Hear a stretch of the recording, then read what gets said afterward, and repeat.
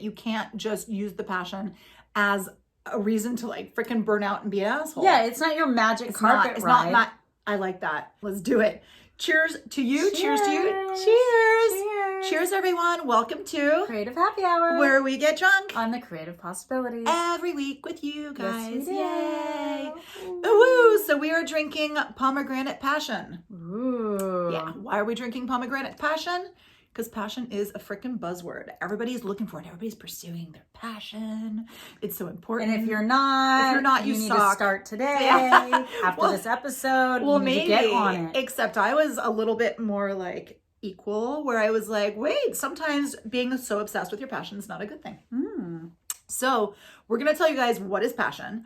How do you pursue your passion? Why should you pursue your passion? And then things to watch out for in this whole pursuit of passion thing, because sometimes that's not really what you need. And you need to look at things creatively. Often passions are creative, but looking at passion and how to work with your passion is a creative thing. So let's taste this Pomegranate Passion. I will tell you what's in it.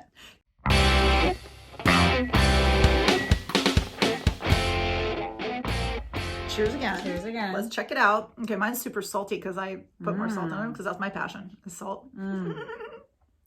Ooh. Wow. That's no joke. Mommy needed that. Passion's strong. Passion's a strong feeling. I'm feeling passionate about this. Right? I am too. And that's the salt is really sour too. So good. The salt. Right? We're going to just lick the salt. We're passionate about it. Everything. So good. Pomegranate Passion is, I had a pomegranate lying around and it was like kind of going through. It was kind of waiting. It was going through like an agony of Christ type of thing in the fruit bowl. So I was like, oh, the Passion of Christ. Perfect. We're going to put the pomegranate great. in the drink. So it is pomegranate, orange liqueur. Ran out of the Cointreau halfway through, used some triple sec for the rest. I think that's fine. That works. I think it's great. Yeah. And margarita mix, except I use sweetened lime juice. Oh, I like that. Yeah. And then what else? Tequila. I was like, what? Like, where's the tequila? Tequila. Lots of tequila.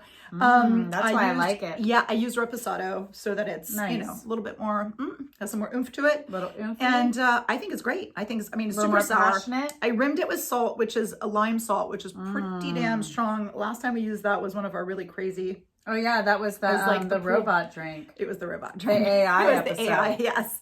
And it was kind of crazy, but this is good. I like it. This. Do you like it? I like it a lot. Fresh pomegranate. Sure, you could use. I'm gonna guzzle it. Right. I think you could use probably just in a bottle, like pomegranate stuff in a bottle. Oh Palm yeah. Wonderful. You could Palm Wonderful it out, but this is fresh. Is kind of pomegranate season in California. So yeah. So pomegranate's trending. And so is passion. So should we start talking? Let's talk about it. About passion? So what do you got? Or what are you passionate about? Well, there are all these like passion project, manifesting your passion. Like it's all buzzy. And I think that people start to feeling that people start to feel if they don't have their passion super, super clear, they think that there's something wrong with them. Well, yeah, and I listened to this interview or something with I think it was Elizabeth Gilbert, and she was giving a talk, and I think it was all about She's one of those passionate.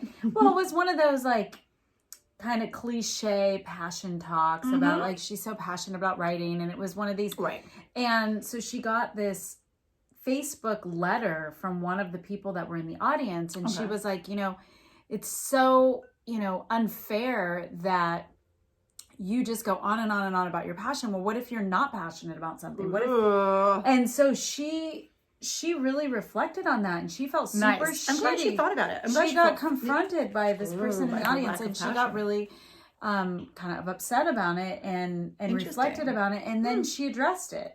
And what'd she say? What did Elizabeth Gilbert, passionate one, have to say? I'm gonna have to say it in a nutshell, but I think she kind of agreed that a lot of accomplished artists, whether you're a writer or a musician or you may have passion for that talent or that specific activity. However, a lot of it is mundane work. Yes, that's a major thing, and that's something we'll be talking about today. They don't talk about that. It's like that magical thing. The passion's going to see you through, and that's actually a really dangerous mindset. Right. So, viewing something as like your one passion or finding your passion, finding it presupposes that it's like this pre-existing thing. That's a fixed mindset. If you think about it, like that doesn't. it doesn't infer a growth mindset. It means like if you haven't found it, you're in trouble, you're late.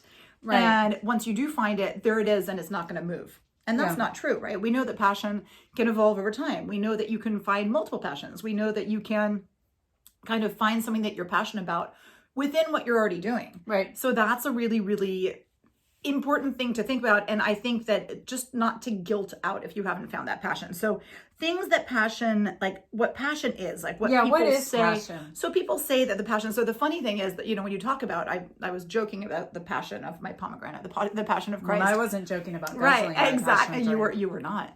But passion presupposes a little bit of pain. The word passion has the root for the word for pain.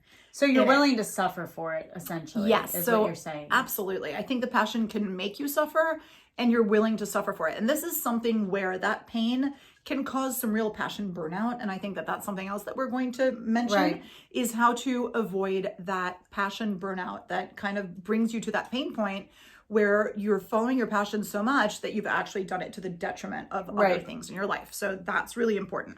So what a passion is, you know, that feeling of, it's an energy. Like Oprah says that passion is that energy that's going to push you to kind of create, do, achieve things kind of above and beyond. You're drawn to it and you can't help yourself. Yeah, really. You can't. You can't help yourself. There is a feeling. You remember that guy? You know. Yeah, there's a feeling of powerlessness. Yeah, where you remember have that to. guy I was involved with. Yes. You couldn't stop. Yeah, you couldn't escape. Well, so that's absolutely true. So if you don't know, like a lot of people who don't know, he was the bad man. He was a bad man, but she was passionate. If you haven't experienced a passion in terms of creative passion. Or a work passion, maybe you've experienced a passion with another person. And that's actually kind of an interesting way of reverse engineering your search for another passion. Like, how do you feel when you're in the throes of that person? Right. And now you're going to know the good things and the bad things. Yeah. I mean, I think it's important to think about a place where it's just, you know, absolutely you recognize it as passion and there's no other way to look at it other than I was super passionate about that. And maybe I was dumb about it. And you just got swept away. It can be unexplained. Like a lot of people are passionate about things that they're not good at. So for example, you were passionate about a person that was not good for you. And a lot of people who are like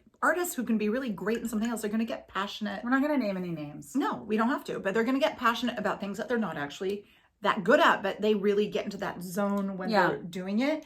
I know an artist who he's super, I think that probably his real calling is more of a poet or something like that, but he considers himself a visual artist and like his stuff. What's interesting is that what he produces isn't studied and he doesn't have that technical talent.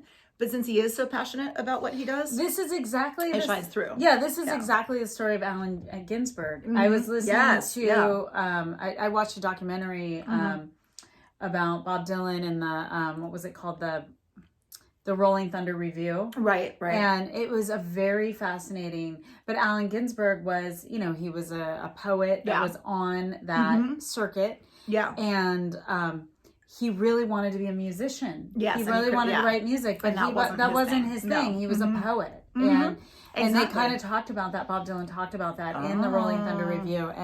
And so he was a little bit tortured, but it can be torturing. I think that's the problem also. That's something else to see is that sometimes with your passion, you can't really determine, you can't orchestrate necessarily what your passion is.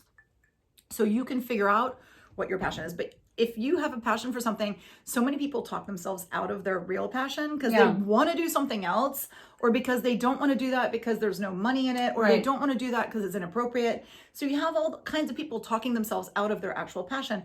When what you can do is take snippets of that passion, like what is it that you enjoy about that, and try to infuse the rest of your activity, you know, be it professional or artistic and creative on that. I think a lot of people kind of Fiona's passion is interrupting our podcast. Yes, I think Fiona's like a frustrated podcaster. Yeah, she is. And so her passion dogcaster. A dogcaster. You can't. Oh, here I have to lift her up so that you can see her because nobody believes me that she attacks us all the time on this podcast. She tries to get in the show. And she tries to drink our drinks. Okay, get off of us. I know, party animal. So yeah, so literally. So when Oprah says that passion is energy, so feel the power that comes from focusing on what excites you and kind of feel that positive energy, but make sure that doesn't consume you. Like I think that that's a real problem, that you can end up being consumed, and not only by yourself, and your passion, but by other people. Other people will be like, oh, you're passionate about this.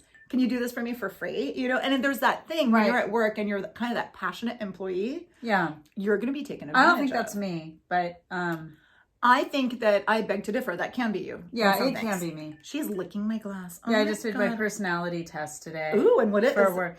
After we did the person, you should have been like, I already did my personality test. I'm a DI, which I don't even remember what that is. Oh shit, I don't know what it is at all. I know a dominant influencer. I'm a dominant. She's a dominant. I know, dominant influencer. Fiona's this is not like an S&M test, so don't get too passionate about it. Don't get too passionate about the dominant influence. I love that. That is awesome. Yeah. I love that. So the other thing with the passion, we were talking about the energy and how it compels you. There's like fur on my. That's Fiona. That's not my fault. Hairballs. Okay, keep going. No, but so in your energy, there's this compulsion to do things, and that's what your passion is. So use that energy to actually get shit done. Because another problem with passion is, when you have your passion, you just sit back and you go, "This is my passion. I really love it. I love it. My passion is to be a writer." How many people actually get it done? That's something that I battle with every single day. With my writers, in my group, everything else, people will sit there and be passionate about something, but do they do it? They do not. They don't do it. So take that passion and, motivate yourself. Motivate your ass, because that's what is important. Even Oprah says that you must do it. So your enthusiasm and interest is not enough. So some people actually use passion like kind of interchangeably with things like determination, conviction, and love. And I'm like, okay, I can see how that would be. And I like the determination thing. Yeah. Because that's important. So conviction can be a problem because some people are convinced that they're awesome at something, and it's like they're not. And they're not. So we'll talk more about that. So a desire fueled by passion brings about great results, but without the determination, without the action, that you're not going to get anywhere. So, I was saying about my writers, for example, like, I'm passionate about it. Oh, if you're passionate plus you do it, you're going further than the person who's just doing it because they have to, right? But it's kind of interesting. So I'm like, oh, well, we have a passion for drinking. And I think that we've fed that into also, our passion for talking shit all the time. Talking and shit constantly. Constant shit talking. So we fueled, this whole podcast has been fueled by those twin passions. You merge your passions. Drinking, thinking, and talking out of our asses, basically. That's what we did. It's a passionate passion approach. project. It's a passionate approach. It is a passionate approach. And now what we need to do is take that passion and be like, how can we monetize, which is major. And that's something that, passionate people, we'll talk about that a little bit later, but how, money is this kind of, it's actually like a very concrete marker for things that have value. Right? Well, yeah, and it helps propel things it can do that further. I mean, it is really the fuel that it's like, oh, you want to expand this. That was the thing with this Rolling Thunder concert. They kept saying, oh, it's, they wanted to have this pure art form and bring it to more the small towns and the smaller venues. Right. But what the investors were saying was, we're putting all this energy in, and then you're only packing 3,000 seats. So you're not really bringing in the revenue that you could be when that energy that you have, when it's not kind of focused in the right way. But the artists were like, that's not what it's about for me. It was Joan Baez, it was Bob Dylan, it's all these like super famous. But you're shooting yourself in the foot, because I think that eventually you start to spin out of control and then go, wow, I did all of this for what, and so you kind of want that purpose, I think, behind it. And money creates purpose a little bit, value at least, and value is purpose. She's a pop culture bitch, so I mean, it's not just pop culture. It's like I'm materialistic as shit. That's what it is. So a material girl. A material girl.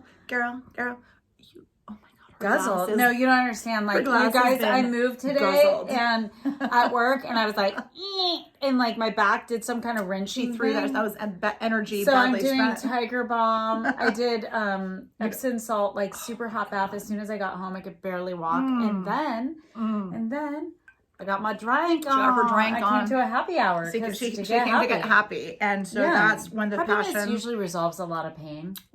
So that's awesome. I love that you just said that. Yeah, it does. It's like I'm passionate about the fact that she says the right thing all the time. So that's the only reason she keeps me around. Right? It is. Seriously. It's the only thing I do. It's like, it's the only thing. It's like I'm hanging on by a thread. I'm sitting there like researching away, but then you say the right thing. I'm like, oh. I know. Saved. By the bell.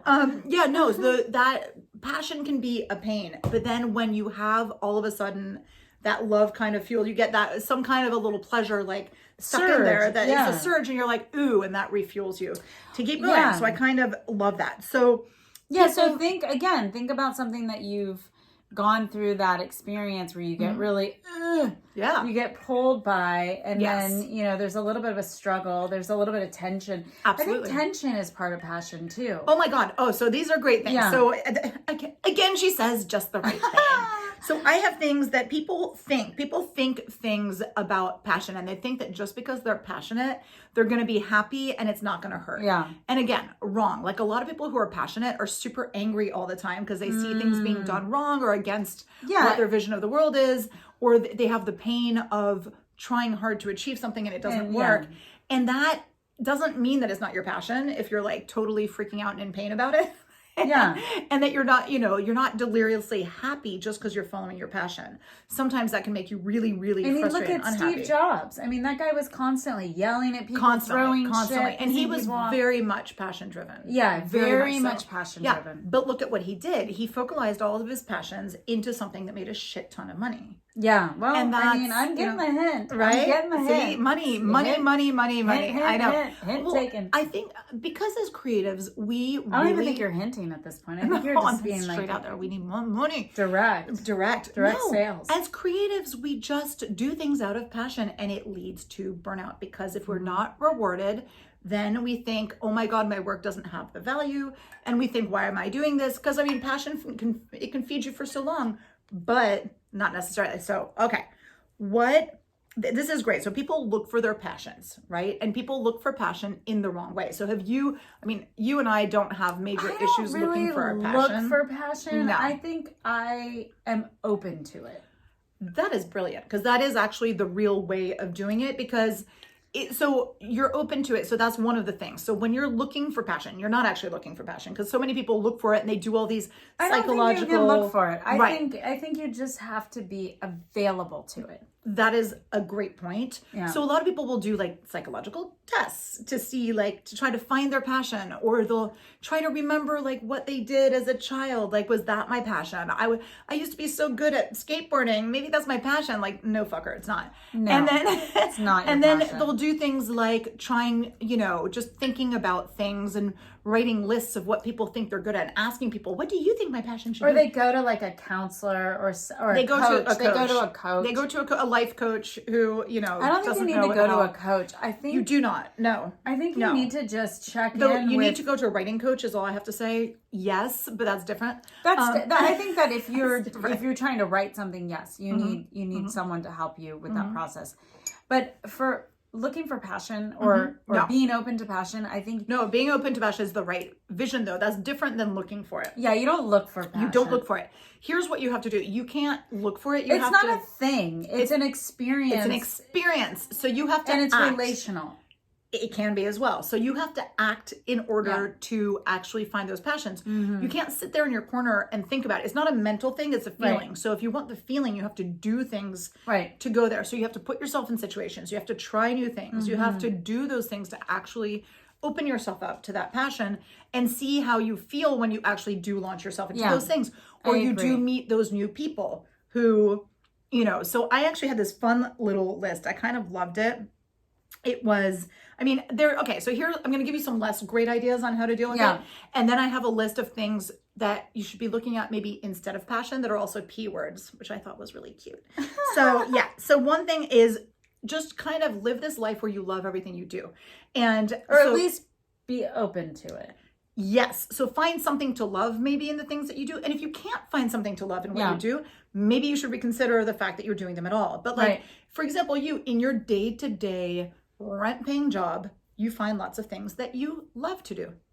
Oh, all the time. So why don't you go through the things that you have found in that job that you love? Yeah, that you're passionate about. I was thinking just like in general, but in general, I I'm very passionate about like my coffee ritual. Oh my God, you know, I seek out coffee that smells amazing, that is, you know, it meets certain criteria for me. And if you find a disappointing coffee, you're really... I will brew it in a porcelain, you know... your special coffee brewing I have apparatus. A little, and that, you know, the funnel, and then I have I brew it into a beautiful porcelain pot, and then I'm very into like the kind of mug that I drink Ritualizing things does help us, and those are all the things that are important to you. And you bring beauty to that ritual, right? One of your passions is creating beauty around you, so that's definitely you putting that passion into your day-to-day And it's a ritual. simple thing. It's part, I'm going to drink coffee anyway, so it might as well be beautiful and interesting. I like that, exactly. Like, I'm going to do that anyway, might as well make it good. Exactly. Right? So for me, like when I'm doing tasks that I don't find that fabulous, I really try to inject something in it that kind of, you know, is fuel. So whenever I have to do, for example, I volunteer for some things and I tell them like, okay, great. And they're like, oh, can you do this and that? I'm like, no. So that's another important thing. You have to know where to say no, because you're like, this is not. It's going to kill the passion. It's going to kill the passion. But I'm like, hey, I'll do the invitation for your event. All right. And I don't have to, but I'll try to make it as good as possible, because I try to fuel, you know, I try to inflect my passion into this thing that I'm doing out of obligation. Yeah, put your signature on it. Exactly. They know that so you did it. Yeah. Because... Oh, and that is another major thing. So that's something where you're positioning yourself. Yeah. And I was going to talk about this later, but I think that this is a good time to talk about it, because you brought it up. Here's another thing that a lot of people who are passionate do that's a problem. They kind of explore their passion in a vacuum. And so they don't get that. Give me an example. Well, so are all these artists who are like, oh, I love to paint, and they sit there and they paint in a corner and they do things and they explore their own thing that's inside their head, and they don't think about the marketability. They don't think about where they fit within the pantheon of artists, and they don't seek out the recognition. Right. And I know that sometimes seeking out recognition doesn't get you anywhere. However, it does make you feel good. I mean, we're all humans here. We like to feel that we're part of something. Well, it's interesting that you say that, because we went to this fog event. Yes, and there were a lot of paintings, and let's introduce the fog event quickly before So fog event it's a very, very high end art and design show in San Francisco. It moves around, I think, around the country. Yeah. I think the production value was huge. I think that everything that was in that show really took on kind of an aura of value because it was positioned in that way. Yeah, it was. Yeah. I mean, the everybody's little booth, or some had big booth, really they illustrated their identity as a gallery, as a design firm, whatever. And their place in the art world. Like, they were very clear about who they were. Exactly. And so we went to this event. It was in San Francisco in the Fort Mason Center. And it was fantastic. But of course, whenever I go to those events, I think about myself as an artist. Like, whenever I go to something, I think about me. I think about myself. I'm just thinking of me, myself, and I.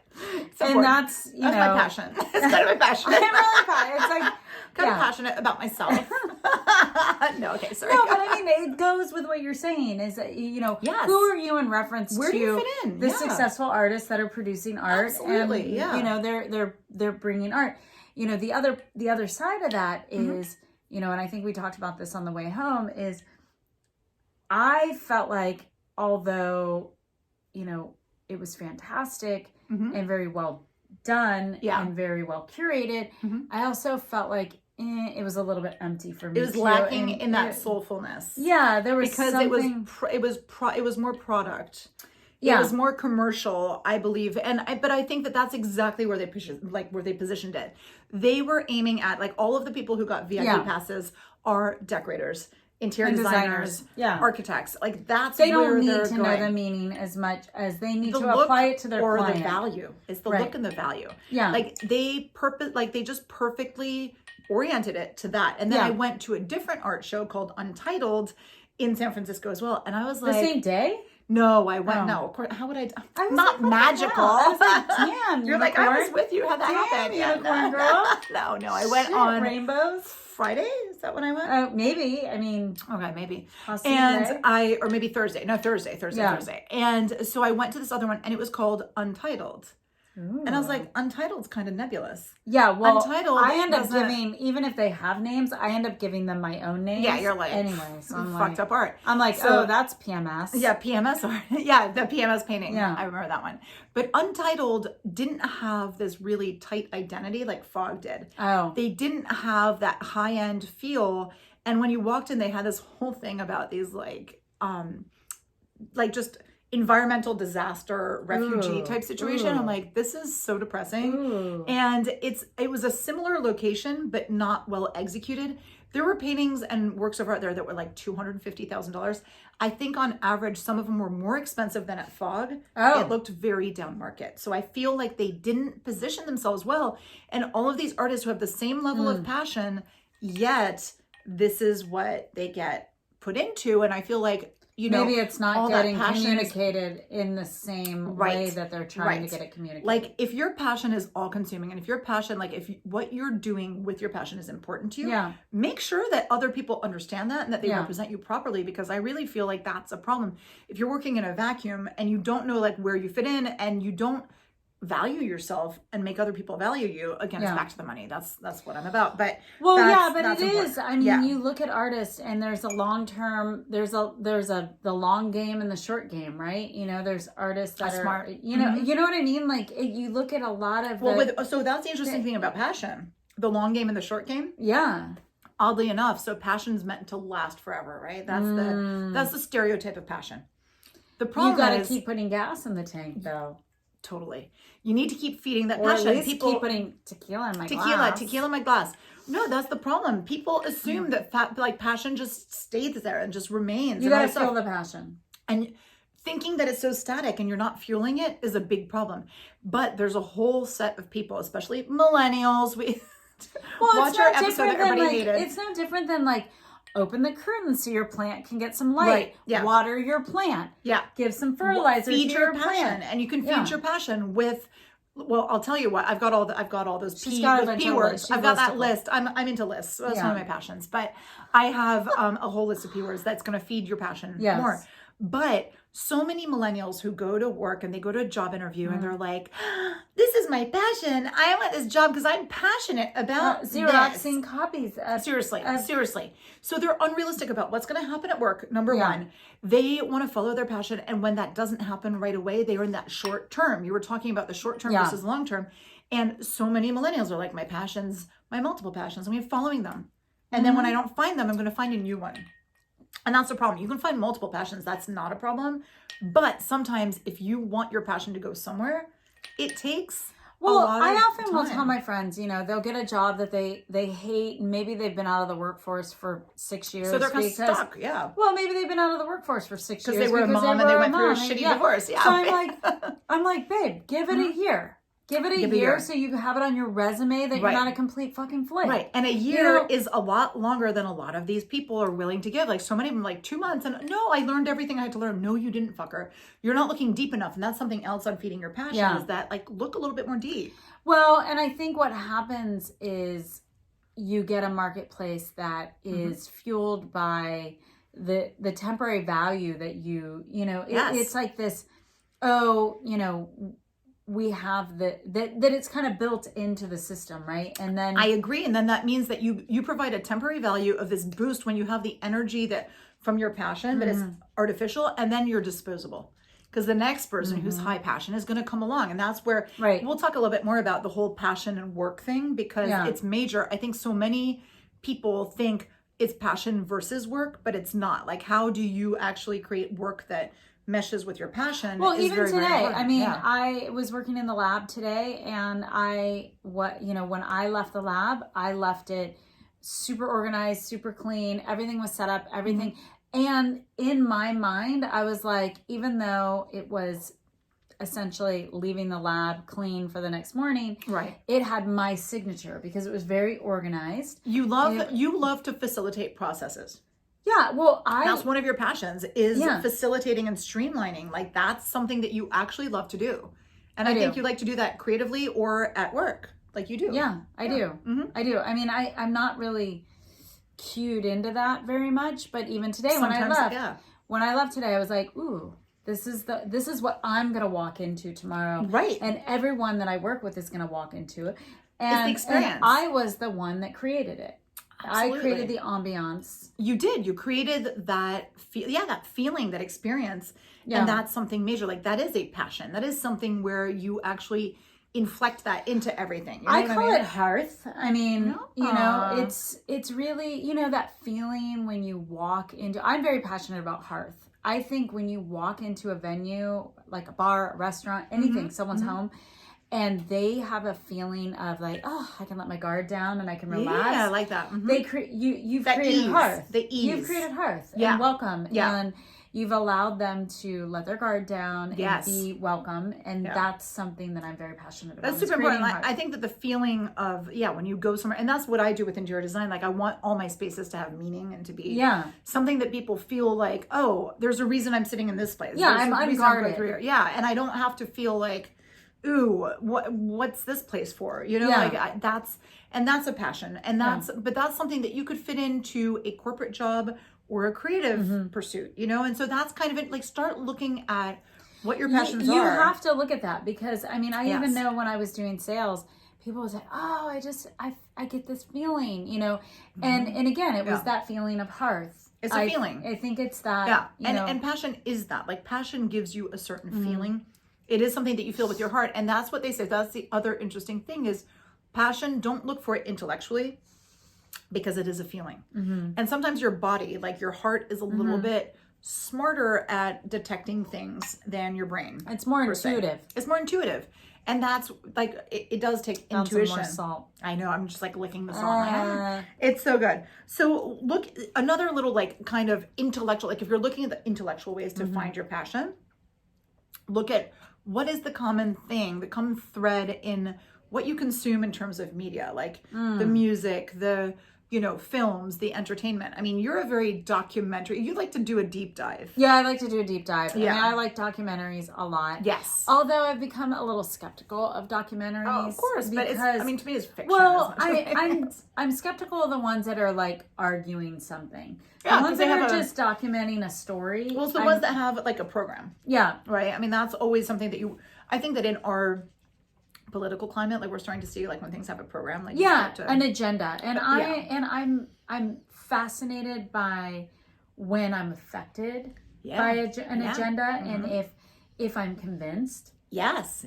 No, I agree with that. I mean, that is fascinating. I definitely think about that a lot because I think, anyone that can persuade or argue something passionately and convince you or that is you think. No, I think it's actually brilliant. It's a talent. It's brilliant. It's scary. Yeah, it's scary. But I think that's great. And for me, so I'm kind of on the opposite end of the spectrum where I like the storytelling.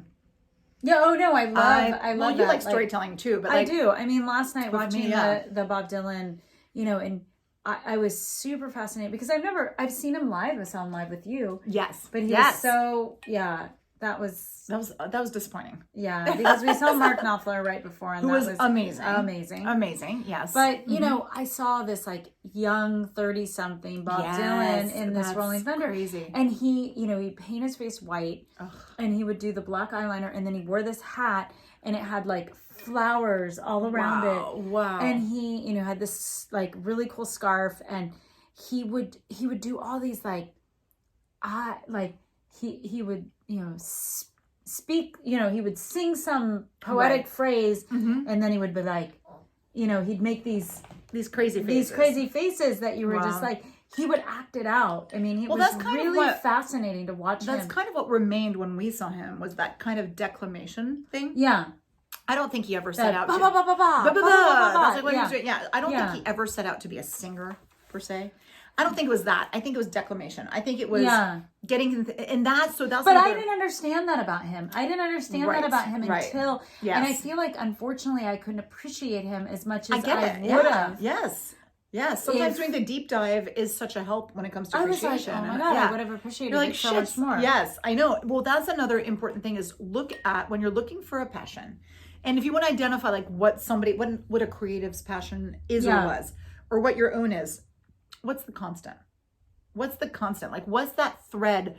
what's that pattern? Like yesterday we were seeing patterns all day. We're like, yeah, oh, I mean, so I would weird. say, yeah, and I would say like a pattern is like you're passionate about like spoken words, or, yes, or color, or teaching, or texture, or or a feeling of a certain kind, or creating textiles. All of that stuff. Yeah, so you want to kind of see what is the constant. I agree with you. That's a really, really good point. Thank you. No, it is. I mean, now that you're saying that, it's kind of interesting because I was thinking, it's making me think they're in that particular documentary. There was also a part of Patti Smith doing kind of a Patti Smith, improvisational spoken word so often in our conversations, like talking about patterns. Like we talk about Patti Smith every other week. Freaking love her so much. I've read so many of her books. There's something about her right now. She's kind of in the gestalt. We're going to use that word. No, she really is right now. There's something going on about Patti Smith. I mean, she's definitely an absolute genius, but there's something about her that we're like ripe to be receiving all of that, and that's kind of interesting. I'm curious to know, I listened to her in this documentary, and then she's like gets up and there's this group of people and she does some crazy and I feel like she was improving it, you know. Yeah, and I bet she was. But she's like, so. I mean, I think that when you've been doing things for so long, we say this a lot in terms of like when you have a passion and you follow that passion for such a long time, and you've kind of grown to learn so much about it, go so much in depth about it. Eventually, when you start to talk about it or express it, all of those hours of practice and experience kind of come to roost. And then other people are like, whoa, you know, and that's when you finally start to have that effect where it's like, wow, my passion actually led me somewhere. But it's all those 10,000 hours. You're just like, oh my God, she's talking nonsense. Yeah. And you can feel her intensity and her passion, but then it's really now where it's like is ripening. It's really now that she's so, I feel like she's just seasoned it perfectly. This dog is look at her. I know. Oh my God, you're getting drunk on the creative possibilities. Crazy. Fiona is drinking our drinks. What the hell? Oh my God. She's so nuts. Yeah, you need to relax. You really need to relax. So, one of those other interesting markers of what your passion is, what do you love to talk about? And I think with her, she's wanted to talk about the same types of subjects all the time, but the way she talks about them has kind of gotten more focused, and she's started to her writing is, I don't know if you've read any, I mean, her writing is so beautiful and lyrical, absolutely. and I absolutely am enamored by it. Right. And anything I can read by her, I do. And because she's gotten to that point where she's honed it to where she's expressing her passion so perfectly. And it's funny because one of the other rules that I saw about how to find your passion, they're like, quit talking and start acting. I'm like, but what about those of us who are passionate about talking? Because that's doing. No, but I think we're acting a lot.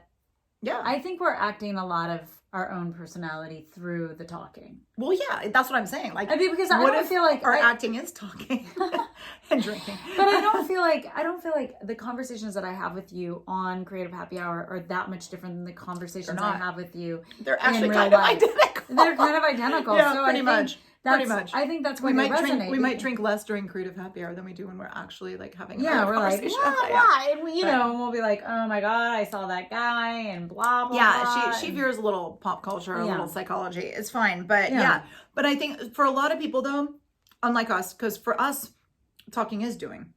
We found a way to make our talking action by doing this podcast, which we encourage you guys. Actually, we're going to have an episode on how to start a podcast, because I think that when talking is your shit, when it's your shtick and you want to like teach people things and express things. Yeah, I think it's important to practice it and do it and just put yourself out there. There you go. Podcast and blah, is a great, blah, blah, blah, blah. A podcast is a great way to do it. Yeah. There's a right way and a wrong way. According to me, according to you, we're in agreement on this. Some podcasts suck. And I think that you need to funnel it. Like, passion is not enough. You need to find the appropriate ways to funnel that shit, because like, let's say you're, we're talkers. Let's say we had a podcast where we just talked about everything that runs through our brain with no theme, with no nothing. People would be like, what the fuck are they talking about? Where I've listened to some of those. Those should be under like a sleeping genre. Right? They should be like, careful, you're going to have a really bad time with this don't listen to this while you're driving because you'll fall asleep. Exactly. So that's not okay. But the same thing goes with being an artist or a painter or a musician. If you're doing kind of the same type of thing over and over again, or you're not doing anything meaningful, you're gonna bore people. So this is where, like, use your passion to explore things. You can't, it's not static. So that is fine. The other thing is also, a lot of people kind of found this passion that they're really shitty at. What do you do in that? Like, what do you do if you find a passion that you think you have, and then you're really shitty at it? Well, then you just do it as a hobby, because, you know, I play guitar and sing, and we have this joke that I have a Wounded Animal Productions. Wounded Animal Productions. But, you know, I'm not talented enough to, you know, I'm not like my boyfriend Paul, where he's amazing. Well, he can write a song just by like. Paul is the one whose music is at the beginning and end of this podcast. And and he can write a song just like in 5 minutes, you know, like. But that's a different. I think that your music is different. But it's not my music. I always learn other people's songs. Music. I think that's your way of understanding. I can learn to play other people's songs. I have an ear for it. I can pick it up. I can tell generally, like, oh, there's C chords, G chords, whatever. Right. And I can do my own version of it. Yeah. But I've never written a song. But I think that's your way of understanding something and like digesting it and then expressing it. Yeah, and that's fine. Yeah. I can paint an original painting. Right. That is the most natural thing to me. Yes. I don't have any problems with that. And then also your fiber arts. And fiber arts is the same thing. Yeah. I can do that. But you know, one of my things is I love music. I've always wanted to be a musician. But you hang out with a lot of musicians. I hang out with all musicians. A ton of music. Yeah, and that's fine. But and you play music to do your art. A little bit, but yes, I do. But I mean, I can play music on a guitar. I can play an instrument. Yeah. I can play music, but I don't have any original, other than maybe like my version of the song. I don't have any original music. Yeah, that's interesting. That's a very interesting thing, because I think... And it bothers me. Like, I watch part of it... Yeah. You know, I watched... Joni Mitchell is one of my, like, all-time favorite heroes. I adore Joni Mitchell. She just said a perfect thing again, and I'll tell you guys why in a second. Go on. So, Joni Mitchell, I mean, she is, like, one of the most quintessential songwriters. Like... So, what is it about her? She is lyrically brilliant. She plays... I mean, everything... Her songwriting... her lyrics, songwriting, the actual music. She's very musical. Her voice, she's able to do all this intonation in all the reflection of the tone of her voice. She's incredible. She's fantastic. I adore her. So that's amazing. So this is another thing in terms of seeing your passion. Like, if I could be Joni Mitchell, I'd be Joni Mitchell. Exactly. But I don't even have like. Well, that's an interesting thing though. Like, looking at the people that you so look up to. Yeah, is a major component of kind of discovering like what that real passion is. Yeah. And you look up to her so much, and you have just expressed so perfectly why you look up to her, like in detail. And that's amazing. Like, that shows a real evolution of thought. Yeah. And that's something where it's like, okay, so what can we do with this? Because you do have that very true passion when it comes to music. You assume you don't have the talent. I think that maybe at some point there's going to be a switch that's flipped, maybe, or something, or you're going to find something that, like, wow, my whole life I actually hung out with these musicians and I digested this and then created this work around it. I mean, there's something's going to happen. Yeah. You know? I mean, that's what I'm saying, is that I'm influenced by it, and it's not wasted on me. It is so not wasted. It's not wasted. And so that's the thing, like, you know, and that's why I was kind of fascinated to hear about Allen Ginsberg and how he also wanted to be a musician, and he hung out with musicians, but he was a poet. Right. And so... See, there you go. That's why I was fascinated. You're the Allen Ginsberg I'm to Joni Mitchell. my life. To Joni Mitchell. I'm her Allen Ginsberg. Well, here's the other interesting thing, though, in terms of looking at somebody that you kind of admire. Like, some people look at somebody who really pisses them off. And so many times we look at somebody, we're like, how dare they be that way? Oh, that person pisses me off. And that's something where that's an interesting little... It's almost like jealousy. Yeah, it's like, why does that person make you jealous? Why does that person tip you off? Yeah. Oh, how dare they go off and do this? Or how dare they think this way? And you're like, wait a second. So if you guys are thinking kind of aggressively, or if you're trolling somebody, or, you know, kind of thing, that's a really interesting I think that is place interesting. I don't right? know about that. You need to get inquiry. Yeah, come on, trolls. Comment down below. Let us know. You need to inquire. Are you jealous because we do this fabulous podcast? Or do you have somebody that you hate because they're super successful in something that you love? Let us know. Just comment down below. I love that. That's interesting. Right? Okay. Are you ready for my P's that are not passion? Yeah, let's bring alternatives. it. Bring it. My P alternatives to passion. Okay. So how about not passion, purpose? Ooh. Purpose. I think purpose is a really good one because that's something that you can really funnel into like work. You can funnel purpose. Like if you can find purpose in anything you're doing, you'll do it better. You'll be happier with it and it'll be more productive. Yeah. Right? Yeah. Oh, totally. I mean, I used to say like if I worked at Burger King, I would be the best Burger King You'd be the best worker there is. Right. And you get find purposeful something about what you're doing. Get purposeful. And that's the thing. Like you can inject. People will notice. Yeah. Like being purposeful about something is a way of injecting passion into anything. And that will feed you. That feeds your creativity and it uses your creativity. Like all these things use your creativity. And it practices what you do when you're passionate. If you're purposeful, you're just practicing. Like it'll be amazing when you do get really passionate. Yes. It'll be second nature to be purposeful with it. You're so right. So that's absolutely true. Like basically that's why purpose is so important. Yeah. When you do find that passion, which you might even like, you might not be aware that you found it. You might find it right here, right now. Right here. It's us. Passionate about us. That's okay. We're not judging. That's fine. We're fine. Appreciate you. It's good. We appreciate you. We're passionate about you. But yeah, when you have that purpose, you learn to put that purpose towards things. And so when you have your passion, it's not just going to kind of cycle into nothing. So I love that. Okay.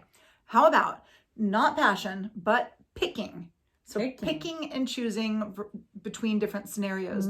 I like different activities, different choices. Making a distinction. Making a choice. Learning to say no to the things that don't matter. Learning to say yes to the things that you should do. That you love. Yeah. Or that you are curious about or that scare you or that excite you. I mean, speaking of Joni Mitchell, so she, the show shows up in whatever town she's living in and they are like, oh, they would just bring in musicians to the show, whatever town they were in, and Joni, they go into Joni Mitchell. I don't know if she was in Toronto or I don't know where the hell she was, but anyway. Details are not a thing. Doesn't matter. Fine. Yeah. But she then she gets on board for the rest of the show and they say, oh, they interview her. Why did you decide to just keep going and you dropped all your other projects? And she was like, oh, this project like completely took priority because all of a sudden I was part of something that was so much more interesting to me. Nice. So she just ditched everything else. That's where passion creates priorities. And you pick the things. She was like, I'm on board for this now. I like it. I like that. And that's something that's fine. Like when you find something that you're like, wow, this is more important, learn how to just be like, this is more important to me and I'm going to do it. So I like that. Okay. How about not passion, practice? Ooh, practice makes perfect. That's right. Like you can be passionate about something that you're a little bit shitty at, but if you keep practicing at it, or if you have enough passion that it really motivates you to practice and practice and practice. Like you're going to get better and you're going to get that recognition. Without the practice, like how many people are naturally awesome at something? Zero. Not many. Like maybe, between 0 and not that many. I mean, beginner's luck. I mean, it doesn't really count, people. It doesn't count. It doesn't count at all. Like it's really funny because there was an experiment where this guy was a ceramics professor somewhere. Again, details. Not my passion. Not my passion. It doesn't mean anything to me. So this guy had a ceramics class and he broke it into 2 parts. And he said, so one group in the class, he told them, you're going to be graded on the perfection of what you've made. The quality. The quality. The other group is like, you're going to be graded on quantity. You need to make at least 50 of these ceramic vessels. Wow. Yeah. That's exhausting. Sure. But the ones, as she yawns, she's like, I'm so tired. I'm passionate about nothing.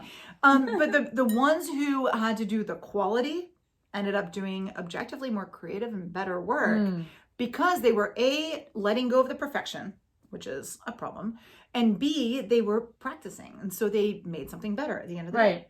I thought that was amazing. So that's pretty cool. Amazeballs.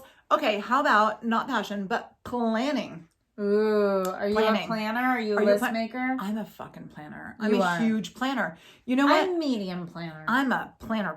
Like I take what I'm kind of passionate about or what I'm kind of like, and I will plan. How am I going to implement this? How am I going to make this work? Sometimes I feel like that has 0 effect, but I guess at the end of the day, it does have more effect than if I wasn't planning. Yeah, I think planning for success is major. Like you really need to.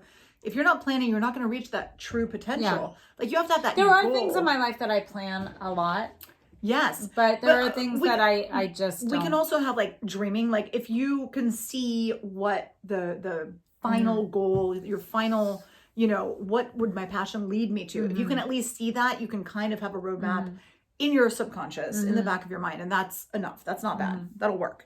Okay, so then not passion, but positioning. That's what I was talking about in terms of like, how do you position yourself if you're passionate about something compared to all the other people who are passionate about that in that realm? So how do we position ourselves amongst all the podcasters out there? How do artists position themselves against the other artists who are in their genre? So you have to know which genre you are. You have to know what you're good at and like what your specialty is. Right. And so that's why we develop things with our podcast, for example, like a logo, like a theme, like a tagline, like, you know, getting drunk on their creative possibilities. That's who we are. That's how we position. You want to brand That's our yourself. brand. We're the alcoholics. That's our brand.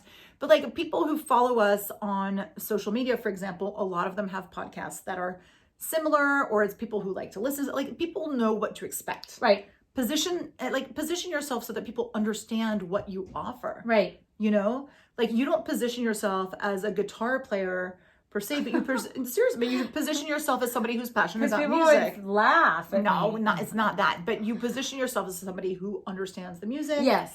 Is passionate about it, can have conversations about it, you know, so that's really important. I like that. What about, rather than passion, think about peripheral thinking? Because passion's kind of focused, right? Yeah, I mean. So if you're thinking peripherally. In relation to your passion? Is that what you're all saying? kinds of things that are a little peripheral, things that are on the edges, things that are just beyond your sight, things that are around you. Like, what can you expand your thinking to? And I think that that's really important because sometimes you get super narrow. Yeah, you know, you don't want to get narrow. You don't want to narrow down too much. Danger. No. Danger zone. Focus good, narrow bad. Yeah. Right? So peripheral thinking, finding new solutions within something. I mean, if you've And it allows you to kind of go into other genres of things, which will also feed your passion. It'll broaden it. You'll see who other people are who are working on it. Yeah. See what they have to say. If you're a reader and, you know, and they make a theater production about the book you read or a movie about it, go watch the movie. Go watch that. See that stuff. how it relates to the book you read. You know, let it feed you. Yes. Yeah. Yes. I mean, I'm a big fan of that. I love that. And also, I mean, I read the book this summer. I read Blue Ocean Strategy. I didn't read that. It's all about how, like, the red ocean is where all the sharks are in there and, like, everybody's, you know, is overly charged. You go a little bit outside of that. You use what you're competent at and good at and interested at, but you find that little area, that little niche where all of a sudden, like, you're the big fish in the ocean and there's nobody fighting over it. And so that's what you go for. The other important thing about the whole peripheral thing is cultivating curiosity. Yeah. Like, if you're, like, passionate about this little thing and you're not curious about what's happening next door. Yeah. And you're not curious about what that other guy is doing there because you're so focused on your stuff. I really think you're losing some of the depth and you're losing some of the opportunities to be, like, truly, you know, more of an all-around No, because you can get person. you can go, you know, we call it the rabbit hole. Yes. But you can get, you know, you can get super into an author and then you can start finding out what that author reads, what's interesting to them. Totally. Yeah. You know, you can even focus in on something, you know. Like what they eat, like where they live. Like, I mean, I'm into all of that shit. You know what I mean? Like their lifestyle. Like, or even like in the book, like, you know, I was telling you when I was reading the Murakami book, where the character's favorite album was a Bruce Springsteen album that I happen to own. Yes. And so then it was like, ooh, I'm going to listen to that album. Yes. Yes. You know, so, you know, you can pair your curiosity and your passion with alcohol or with other pursuits. Yes. I like that. No, I think that's absolutely right. The last little thing, the last P word is perseverance. And perseverance is major because I think so many people think, I found my passion. Now it's instantly all going to fall together. It's all going to come together. It's going to be magical and I don't need to do any work. No, guys. Yeah, like, that's just not, because you're like passionate about lipstick or nobody whatever gives a shit. it is. Yeah, nobody cares. Like, you need to be persevering enough so that you actually get to a point where you have that success. And that's kind of, it might be arbitrary, but work kind of helps you with your luck situation. You know what I mean? Yeah. You need to be like, I'm passionate about fish sticks. Therefore, well, therefore I eat them constantly. Well, you know, I don't know. I read an article about this chick who does a Instagram account and a blog about Trader Joe's. Oh, I love Trader Joe's. Sure. I should do that. Sure. Yeah. But she's that much. passionate about Trader Joe's. And everybody's like, come on, are you paid by Trader Joe's? And she's like, no. Weird. Like, okay, you've got 1 million people looking at your freaking Trader Joe's blog and you haven't and monetized this crap, you dumb bitch. Yeah, seriously. I know. Don't you want to fight her? Oh my God. If somebody's listening to this on the radio, they're like, wow, yeah, like all this, like, dumb bitch. But right? You're like, what's wrong with you? Why aren't you collaborating with Trader Joe's? Right. Like, it's we your don't know passion. that she's not. No, she said she's not. Unless she's a lying bitch. But she said she's not. I'm like, well, that's really stupid. I hope you are. Okay, so if you're that girl or you're that person who does this thing in depth, some therapy. Get some therapy and get monetized is all I have to say. Because I will repeat that again. Money is a neutral indicator of value. And you want to make that money with your passion, because if not, we live in a capitalistic society. Yes. People, we do not live in a freaking communist country. Because if your plan is to make money, because if your plan is to be passionate about something obscure that you're never going to monetize, well, you better be passionate about French fries, because you're going to be working at Burger King, for a long ass time. You better be good passionate about that. Rice and beans, because that's about the only thing you're eating. It's true. That's the whole thing, where people think that passion and career are maybe mutually exclusive. And then when they think that they're not, then they start to have, so this is the other thing where it becomes like really scary. So up until recently, it was either your passion or your job. And now people want everything to be all things. They want both. They want everything. Both. These are the people who are like, I'm passionate about working for Trader Joe's, all that stuff, which you're not. Newsflash, you're not. You're going to quit that job in 2 months because you burnt out, because you're not actually passionate about working at Trader Joe's. Like, wait up. What are you actually passionate about? Like, break it down to that. So, like, there are other things that you need to learn to be passionate. Like, so if you haven't found your passion up until now, and I had mentioned that you will burn out if you're just passionate and you're in this job. If I found my passion. Okay, well, let me tell you what to do if you haven't found your passion yet. I'll tell you what to be passionate about. I will tell you. My passion is telling people what to be passionate about. I love this. So, okay. Evil. Right? Okay. One thing, evil. I'm passionate about evil. No. Okay. So the first thing to be passionate about is your well-being and your health. I love that. Yeah. I love that. I'm going to get on board with that. Because you need to be kind of prepped and ready to really full on dive into your passion. I agree. You cannot be a lazy slob. That's really interesting. You can't be lazy anyway, because once you find that passion, laziness is not a thing. But you can't be so passionate about croissants that you eat so many of them that you can't even. I don't know about that though. We can try. I mean, come on, that's balance in life. If you're passionate about croissants, I can justify. I know, but so passionate that that's all you eat, and then I don't know.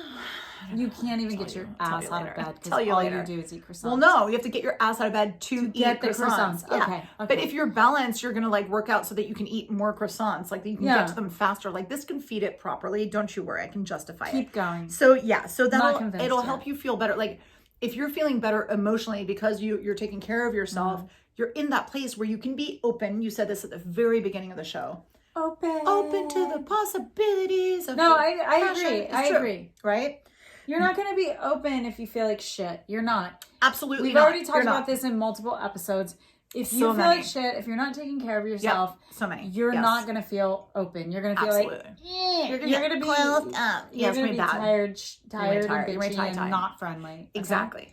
Another thing to really kind of cultivate while you're looking for this passion is your relationships.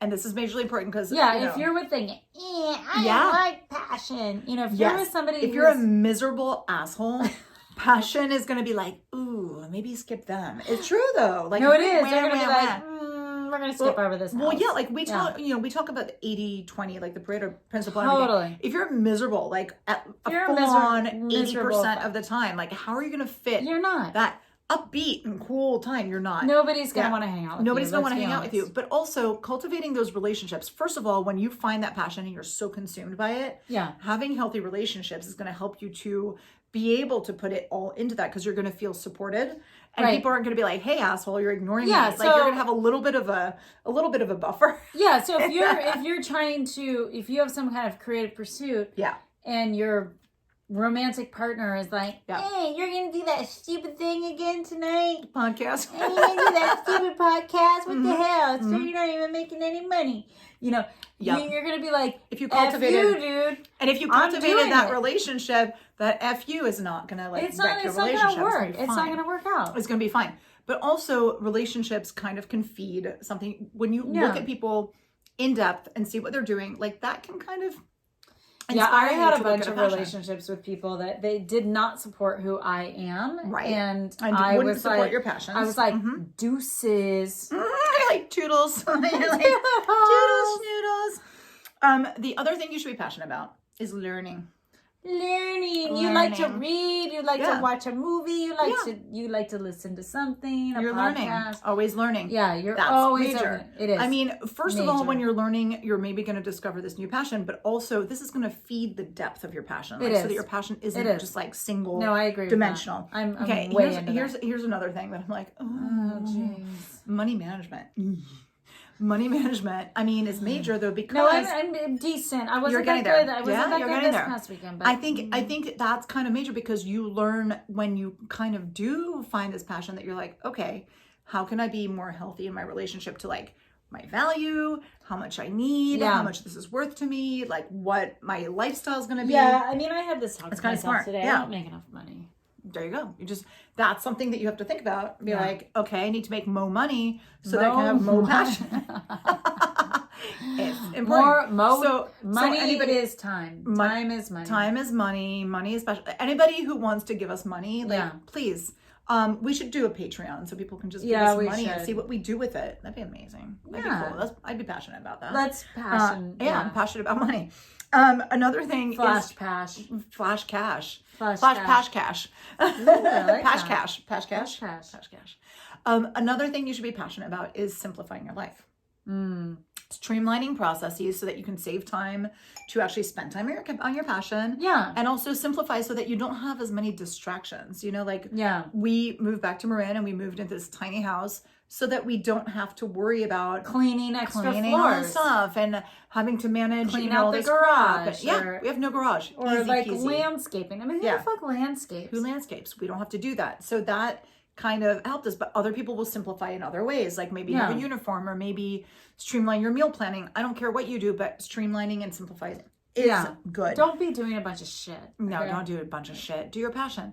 Another thing to kind of be passionate about is your personal growth and your mindfulness. Yes. And we laugh at mindfulness a lot. So if you have a practice, if you have a meditation practice, morning routine. If you have a morning routine, we're very passionate about morning routine. Yeah, we're so passionate about morning routines. If you like, singing bowls and like coffee.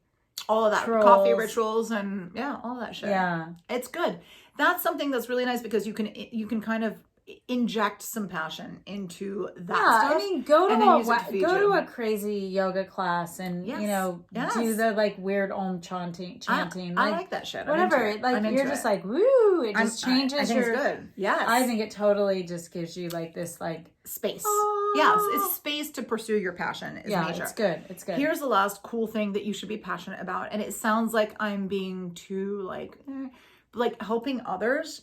I think that when it's a little cliche, but I like it. It works. I like it. But I think that when you're volunteering or you're caring about helping others or maybe improving the world or improving a process or improving something in some way, that can funnel the passion that you find into something super useful that's then going to have value. Yeah. Hence, more money, which boom, I like. So I think that those are awesome things. So in conclusion, 3 hours later. 3 hours later. So basically, do you need to find your passion? Maybe your passion is there all along. Maybe it's just sitting there waiting for you to open your eyes. Yeah. And receive it. Totally. Maybe you just need to receive it. You don't. Yes. It's already like it's been shipped to you. Here it is. And you're like, you're being super. Look. Yeah, exactly. Like I'm scared of my passion. Yeah. I'm frightened. Yeah. Get your passion be receptive. People. Yeah. Take your clothes off. Open your window. Open your window. Open your eyes. Okay. Open whatever else you need to open. Open your legs. Just kidding. And no, but find that passion, but also know that the passion won't be the end all be all, and that you can't just use the passion as a reason to like freaking burn out and be an asshole. Yeah, it's not your magic carpet ride. Not. I like that. Okay, in She's conclusion, liked a lot of stuff tonight. I've liked so much. I've learned to I'm passionate. I think it was the drink. I'm passionate. I think it was the drink. I'm passionate about everything she says. So passion, it's not your magic carpet ride. Cheers to that. Cheers to that. Bye.